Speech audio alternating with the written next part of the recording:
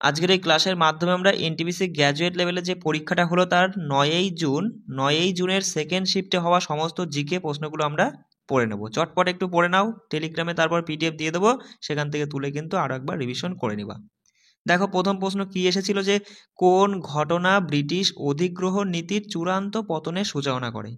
সেটা হচ্ছে 1857 সালের বিদ্রোহ। দেখো আর একটা কথা বলি, তোমরা অনেকেই কি করো, ক্লাস না করেই কিন্তু সরাসরি পিডিএফটা তুলে নিয়ে কিন্তু তুমি তারপরে হচ্ছে সেখান থেকে পড়ো। তাতে কিন্তু বস আমি বলবো, তাতে কিন্তু অনেক প্রশ্ন দেখো এমন প্রশ্ন আছে যেগুলো বুঝতে পারবে না। সেই জন্য বলছি এখান থেকে আগে ক্লাসটা করে একবার বুঝে নিবা, ঠিক আছে? তাহলে ভালো হবে। চলো, তাহলে কি বললাম, যে এই তোমার হচ্ছে 1857 সালের বিদ্রোহ, এটাই ব্রিটিশ অধিগ্রহণ নীতির চূড়ান্ত পতনের একটা মূল কারণ ছিল। বলছে 2021-22 সালে উচ্চশিক্ষা সংক্রান্ত সর্বভারতীয় জরিপ অনুসারে ভারতে উচ্চশিক্ষার মোট ভর্তির অনুপাতটা কত ছিল? তা সেটা হচ্ছে 2021-22 অনুযায়ী ভারতের উচ্চশিক্ষার মোট ভর্তির অনুপাতটা ছিল 28.4%। অপশান 3 আমাদের সঠিক উত্তর। বলছে ভারতের মহান মালভূমি কোন প্রাচীন ভূমির অংশ? তাহলে এই যে ভারতের মহান মালভূমি, এটা হচ্ছে গন্ডোয়ানা ল্যান্ড, মাথায় রাখবা, গন্ডোয়ানা ল্যান্ডের একটা অংশ। অপশান 2 আমাদের সঠিক উত্তর। তারপরে প্রশ্ন দেখো, বলছে গোল্ড চিত্রকলায় ছুঁই কাদামাটি পৃষ্ঠের ওপর প্রয়োগ করার উদ্দেশ্য কি? তো এখানে মাথায় রাখবা যে গোল্ড চিত্রকলায় ছুঁই কাদামাটি পৃষ্ঠের উপর প্রয়োগ করার একটা উদ্দেশ্য হলো যে পেন্টিংয়ের জন্য একটি মসৃণ সাদা ভিত্তি তৈরি করা। কি বললাম? পেন্টিংয়ের জন্য একটি মসৃণ সাদা ভিত্তি তৈরি করা। অপশান 1 এখানে সঠিক উত্তর।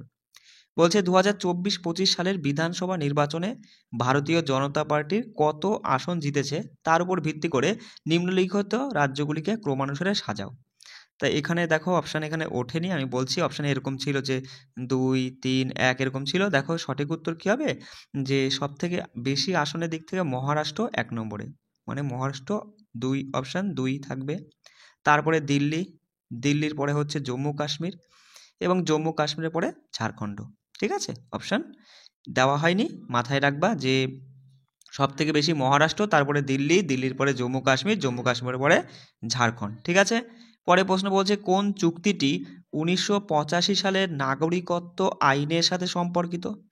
তো সেটা হচ্ছে আসাম চুক্তি, মাথায় রাখবে, আসাম চুক্তি। 1985 সালের আসাম চুক্তিটা নাগরিকত্ব আইনের সাথে সম্পর্কিত। পরের প্রশ্ন বলছে দেখো বাতাপির চালুক্য বংশের কি প্রতিষ্ঠাতা কে ছিলেন সেইটাই জানতে চাইছে এখানে। তা মাথায় রাখবে বাতাপির চালুক্য বংশের প্রতিষ্ঠাতা ছিলেন প্রথম পুলকেশী। পুলকেশীর এক এক মানেই তো বুঝতে পারছো যে প্রথম পুলকেশী।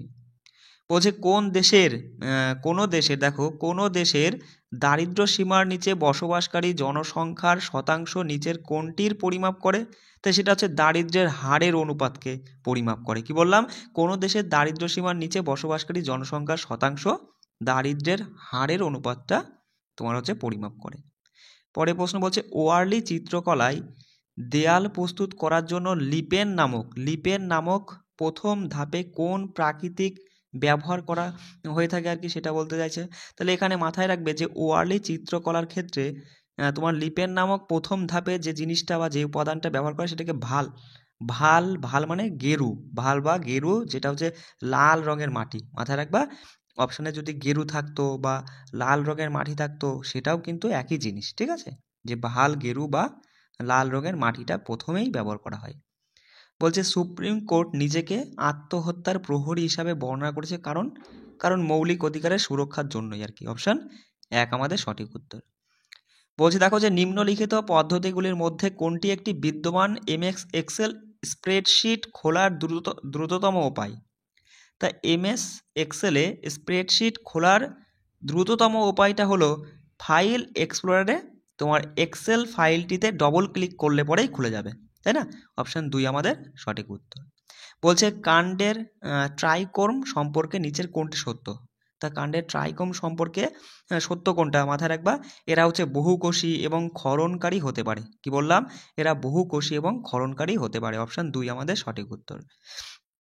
বলছে স্বাধীনতার পর সমবায়গুলি ভারতে কোন পরিকল্পনার উদ্যোগের একটি অবিচ্ছেদ্য অংশ হয়ে ওঠে? তা সঠিক উত্তর কি? স্বাধীনতার পর কি গড়ে উঠেছিল? পঞ্চবার্ষিকী পরিকল্পনা অনুযায়ী আর কি তোমার হচ্ছে যে বিভিন্ন উদ্যোগগুলো নেওয়া হতো, তাই না? তাহলে সঠিক উত্তর পঞ্চবার্ষিকী পরিকল্পনা। বলছে থর মরুভূমির বাস্তুতন্ত্রের অবক্ষয়ে নিচের কোনটি খুব বেশি অবদান রাখে না? তাহলে থর মরুভূমির বাস্তুতন্ত্রের ক্ষেত্রে কোনটার অবদান নেই বললেই চলে? দেখো, জলবায়ুর পরিবর্তন, অনিয়মিত বৃষ্টিপাত, গবাদি পশুদের চরানো, আর দেশীয় গাছের রোপণ বৃদ্ধি। তাহলে সঠিক উত্তর হবে যে দেশীয় গাছের রোপণ বৃদ্ধি, এটা তেমন কোনো অবদান রাখে না। পরের প্রশ্ন বলছে, দেখো যে সমাজ সংস্কার, সাহিত্যকর্ম এবং অটল দেশপ্রেমে অবদানের জন্য কাকে ভারতীয় নবজাগরণের জনক বলা হয়ে থাকে? তুমি তো বুঝতেই পারছো যে ভারতীয় নবজাগরণের জনক বলা হয় রাজা রামমোহন রায়কে। বলছে নীতি আয়োগ কর্তৃক প্রকাশিত এসডিজি ভারত সূচক 2023-24 অনুসারে ভারতীয় রাজ্যগুলি কয়টি যৌগিক স্কোরের অর্জন করেছে, বা কতগুলো যৌগিক স্কোরের অর্জন করেছে তোমার এই এসডিজি ভারত সূচক 23-24 অনুসারে? তা মাথায় রাখবা, সেটা হচ্ছে 57 থেকে 79। 57 থেকে 79, অপশন 2 আমাদের সঠিক উত্তর হয়ে যাচ্ছে। বলছে নিচের কোন দেশটি কেবল সমুদ্র সীমা দ্বারা ভারত থেকে পৃথক? বলো, অপশন দেখলেই খুব সহজেই বলবা দাদা, মালদ্বীপ হয়ে যাবে সঠিক উত্তর, যেটা সমুদ্র সীমা দ্বারা ভারত থেকে পৃথক রয়েছে। বলছে নিচের কোন বিবৃতিটি সঠিক? তা এখানে 4টে অপশন পড়লে পরেই তুমি বলবা এখানে যে ASCII অক্ষরগুলিকে সংখ্যাসূচক কোড হিসাবে উপস্থাপন করে। এটাই হচ্ছে সঠিক একটা বিবৃতি এই 4টের মধ্যে। বলছে এপ্রিল 2025 অনুযায়ী শিমলিপাল, এখানে একটা ড্যাশ হওয়া উচিত ছিল, যে শিমলিপাল ড্যাশ রাজ্যের দ্বিতীয় জাতীয় উদ্যান হিসেবে মনোনীত করা হয়েছে। তা মাথায় রাখবা, এপ্রিল 2025 অনুযায়ী শিমলিপাল কোথাকার? শিমলিপাল হচ্ছে উড়িষ্যা রাজ্যের দ্বিতীয় জাতীয় উদ্যান হিসেবে মনোনীত করা হয়েছে। শিমলিপাল কোথায় রয়েছে? শিমলিপাল জাতীয় উদ্যান উড়িষ্যা রাজ্যে। চলে আসি পরের প্রশ্নে, যে 2025 সালের বিশ্ব বক্সিং কাপে তোমার হচ্ছে অবিনাশ জামওয়ালের কৃতিত্ব কী ছিল? ভালো করে বোঝো। বলছে 2025 সালে বিশ্ব বক্সিং কাপে তোমার হচ্ছে অবিনাশ জামওয়ালের কৃতিত্ব কী ছিল? তা তিনি হচ্ছেন 65 কেজি বিভাগে রৌপ্য পদক জিতেছিলেন। মাথায় রাখবে, এই অবিনাশ জামওয়াল কিসের সঙ্গে যুক্ত? বক্সিংয়ের সঙ্গে যুক্ত। তিনি 65 কেজি বিভাগে রৌপ্য পদক জিতেছেন। বলছে দেখো যে MS পাওয়ার পয়েন্টের প্রাথমিকভাবে তৈরি করা মৌলিক ব্ল্যাঙ্ক তোমার হচ্ছে প্রেজেন্টেশন এর ওপর এর কোন উপাদানটি সহজাতভাবে কোনো অংশ নয়? ভালো করে বোঝো, যে MS পাওয়ার পয়েন্টের প্রাথমিকভাবে তৈরি করা মৌলিক ব্ল্যাঙ্ক প্রেজেন্টেশন এর কোন উপাদানটি এর কোনো অংশ নয়? এই তোমার হচ্ছে ব্ল্যাঙ্ক প্রেজেন্টেশনের কোনো উপাদান নাই। তো এই অপশন অনুযায়ী সঠিক উত্তর হবে যে পূর্ব নির্ধারিত থিমের রং। ঠিক আছে, অপশান 1 এখানেই সঠিক উত্তর হচ্ছে। এটা দেখতে হবে না, চলো একটা প্রশ্ন ভুল করে চলে এসেছে, দেখে নাও পরের প্রশ্ন, যে 2025 সালের IIT মাদ্রাসের Shri S Ramakrishnan center of excellence কে উদ্বোধন করেছিলেন? তা সেটা হচ্ছে ইসরোর চেয়ারম্যান। দেখেছো অপশানে, মানে প্রশ্নের অপশান কেমন দিয়েছে? ইসরোর চেয়ারম্যান হয়েছে সঠিক উত্তর, মানে ইসরোর চেয়ারম্যান কে? Doctor V Narayan. তাহলে ডক্টর ভি নারায়ণও দিতে পারতো, সেটা না দিয়ে দিয়েছে ইসরোর চেয়ারম্যান। বুঝতে পারছো? পরের প্রশ্ন দেখো, বলছে ভারতে কে সেচ পদ্ধতিতে প্রতিটি উদ্ভিদে কম চাপে পাইপের মাধ্যমে জল বিতরণ করা হয় তাকে বলা হয় কি? ভালো করে বোঝো, যে সেচ পদ্ধতিতে কি করা হয়, উদ্ভিদদেরকে কম চাপে পাইপের মাধ্যমে জল বিতরণ করা হয়, জল দেওয়া হয়, সেটা হচ্ছে স্থানীয় চাষের ক্ষেত্রেই দেখা যায়। অপশান 3 আমাদের সঠিক উত্তর। বলছে জাতীয় উন্নয়ন পরিষদ কোন সালে সমবায় সংক্রান্ত একটি জাতীয় নীতি সুপারিশ করে? তা মাথায় রাখবা, 1958 সালে জাতীয় উন্নয়ন পরিষদ সমবায় সংক্রান্ত একটি জাতীয় নীতির সুপারিশ করেছিল। বলছে পশ্চিম ক্ষত্রপ রাজবংশের কোন শাসক মূলত কাঠিয়াওয়াড়ের সুদর্শন হ্রদের পুনরুদ্ধার করেছিলেন? ভালো করে বোঝো, বলছে যে পশ্চিম ক্ষত্রপ রাজবংশের কোন শাসক তোমার এই কাঠিয়াওয়াড়ের সুদর্শন হ্রদটার পুনরুদ্ধার করেছিলেন আর কি?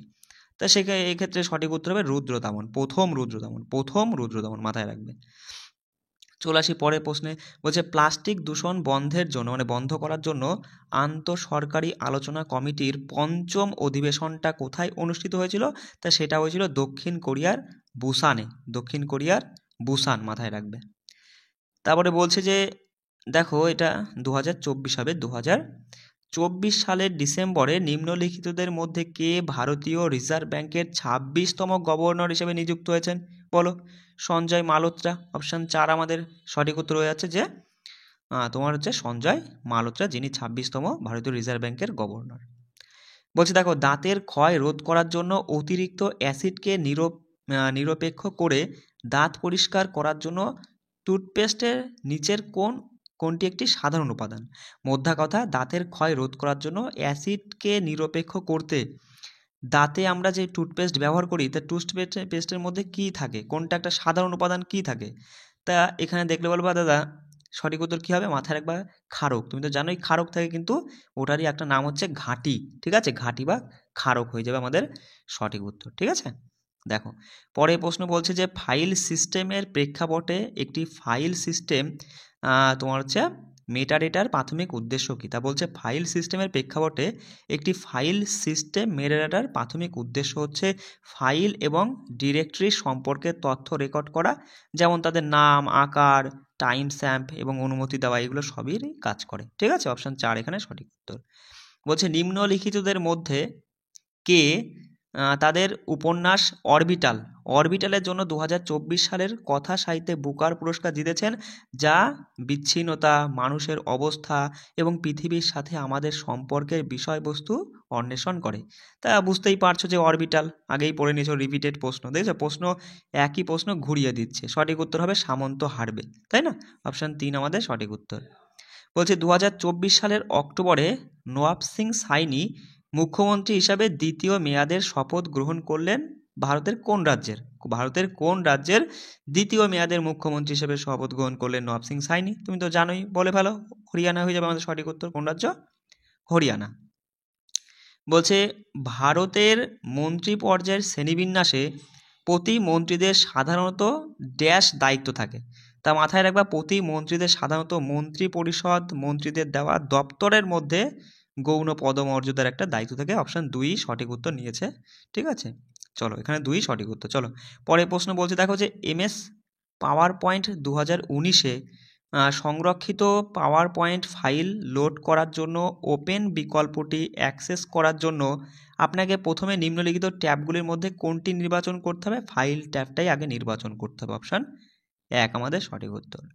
বলছে ভারত ছাড়ো আন্দোলনের পর প্রথম সমান্তরাল সরকার কোন শহরে প্রতিষ্ঠিত হয়েছিল?